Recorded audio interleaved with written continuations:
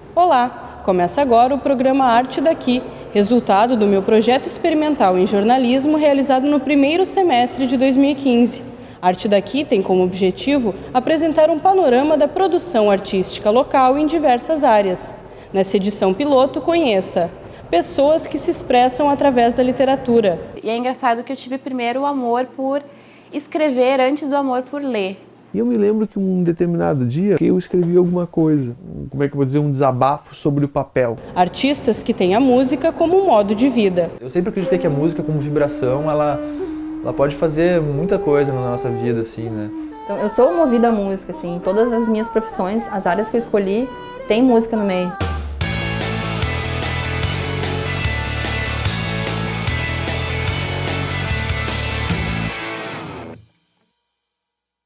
Para que mesmo a gente escreve?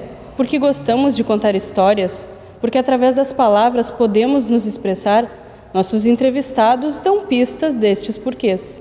Meu nome é Andressa Bandeira Santana, eu tenho 22 anos e eu sou estudante de jornalismo, estou no 8º semestre. Eu escrevo um blog que se chama O Café e um Conto, mais ou menos desde 2011, são contos que eu faço a partir de personagens fictícios, todos eles, e digamos de certa forma fixos, assim. Eles sempre aparecem, mas tu pode ler os contos sem uma ordem cronológica que tu consegue entender. Meu nome é Demétrio de Azeredo Soster. Eu sou professor, eu sou chefe do departamento de comunicação social da Unisc e eu sou também escritor. E dentro dessa coisa de ser escritor, eu sou poeta. Meu nome é Frederico de Barros Silva, sou estudante de jornalismo do 7º semestre do curso de comunicação social da Unisc. A minha relação com os quadrinhos, com desenho, vem desde pequeno. Eu comecei a desenhar antes até mesmo de ingressar na escolinha. Até antes de começar a falar, eu desenhava. Sou Sérgio Schaeffer, moro em Venâncio Aires e desde menino estou envolvido com a literatura e gosto muito de escrever. Já tenho vários livros publicados e alguns na gaveta esperando para a publicação. A minha mãe é professora de literatura e de português, então eu acho que o incentivo maior com certeza veio dela. Eu sempre vi a casa cheia de livros, eu sempre vi ela com esse amor por literatura e por escrever um pouco também. E é engraçado que eu tive primeiro o amor por escrever antes do amor por ler. Sempre me lembro, tipo, com 9 anos escrevendo assim os caderninhos. Gostar de ler foi depois, assim, foi quando a minha mãe se tornou minha professora. Ela começou a incentivar, obviamente. Ela tinha tipo uma biblioteca, além da biblioteca da escola, assim, que a gente podia escolher livros. Eu era um adolescente bastante tensionado pela vida, enfim. E eu me lembro que um determinado dia que eu escrevi alguma coisa, como é que eu vou dizer, um desabafo sobre o papel. E mostrei esse papel para alguns amigos.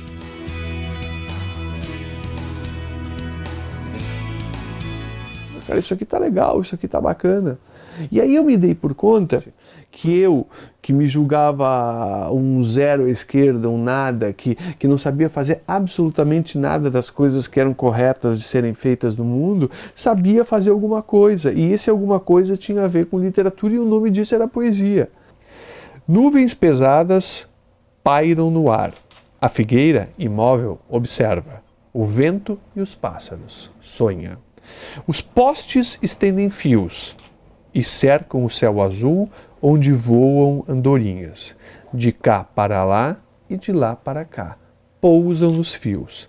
Alinhadas uma a uma, a imagem que me vem é de roupas no varal, com seus prendedores estáticos a observar. Eu sempre tive bastante incentivo dos meus pais. Eles acreditavam realmente no meu potencial. Na escolinha eu tive um amparo de profissionais da educação que viam que o meu desenvolvimento dependia do desenho. Foi algo muito importante para mim porque, como eu era uma criança tímida, como eu era uma criança que falava pouco, eu me expressava através do desenho. Desde pequeno, eu me lembro até hoje, meu pai, por exemplo, ele comprava livros, né, dependendo da minha idade, né, livros mais infantis, depois mais para jovem e tal.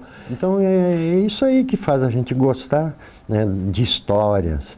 Né? Como é que um autor consegue escrever uma história tão bonita? Então isso ajuda a incentivar para que a gente também possa começar tentar escrever, né? Ao que todos afirmam, tinha o professor fechado questão em torno de nunca casar-se. Sua verdadeira paixão eram os livros. Tanto ciúme nutria por eles que, fato mais do que notório, aluno ou outra qualquer pessoa, ninguém conseguia dele algum emprestado, fosse um simples Macedo ou um inglês de Souza. Eu já percebi que eu escrevo melhor à noite, assim, de noite, de madrugada. Se eu for fazer algo acadêmico, parece que de manhã eu funciono melhor. É engraçado, mas eu já percebi essa separação, assim. Não tem muito um local, assim. Às vezes eu percebo que o blog está meio desatualizado, aí eu sento e penso assim, não, foca aí, escreve alguma coisa, vamos botar isso de novo para funcionar. Às vezes eu estou simplesmente no ônibus e eu tenho uma ideia. Assim. A inspiração, ela na verdade é um somatório de conjunções. Não se tem inspiração sem ter cultura. Né? Quer dizer, ninguém escreve bem sem ler. A poesia é trabalho braçal também.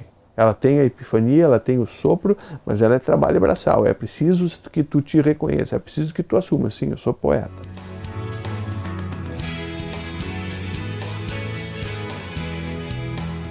Tem que permitir que o teu corpo seja capaz de dar vazão ao fluxo criativo. Eu sou um ser extremamente ativo de manhã cedo. De noite é o contrário, de tardezinha, eu estou morto.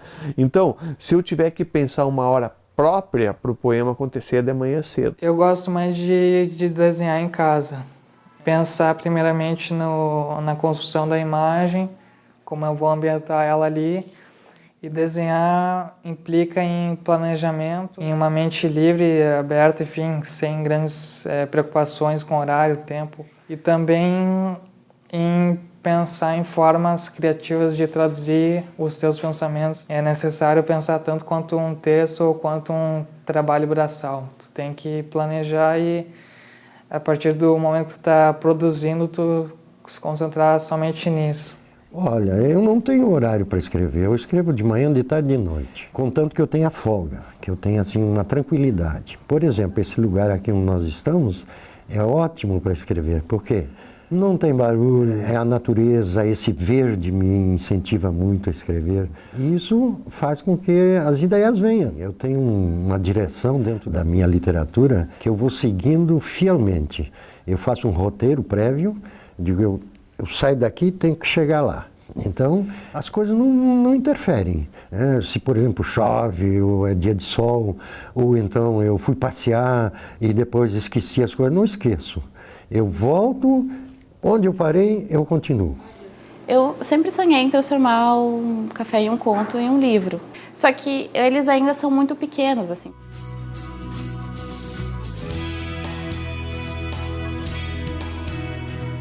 Eles não têm a substância assim para estar num livro. Então a minha ideia era sempre selecionar os melhores, os que mais me agradam por algum motivo e tentar expandir eles um pouquinho. Eu fui muito pro conto porque quando eu era criança, adolescente, eu começava a escrever e eu nunca dava fim para os projetos. Os contos foram um jeito de satisfazer essa vontade de escrever com começo, meio e fim, assim. Eu quero, e por isso eu trabalho duro a minha obra, com um grande objetivo, esse sim.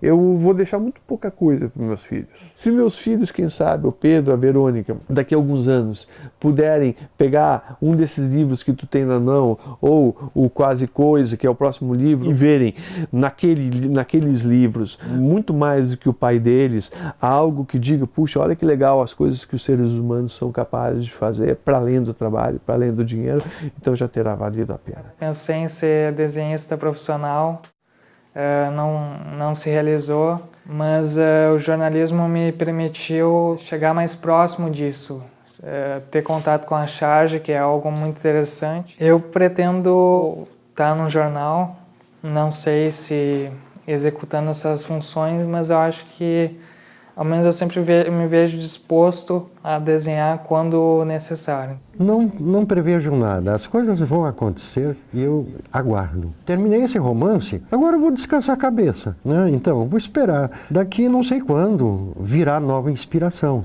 Por que a gente faz arte? Qual é o objetivo da arte? A arte é transcendência. A gente fica pela arte. É o que nos diferencia, o resto passa. Todos os nossos feitos amanhã terão sido feitos normais, humanos. Agora a arte não é algo humano. A arte é algo maior.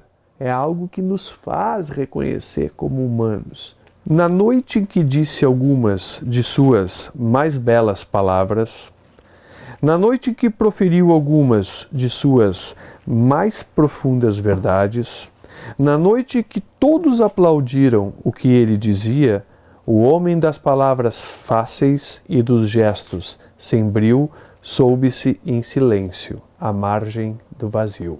E no próximo bloco, conheça alguns artistas que fazem questão de mostrar o seu amor pela música. É uma coisa de tu viver da música, tu viver com ela, assim. E me apaixonei pela música, né?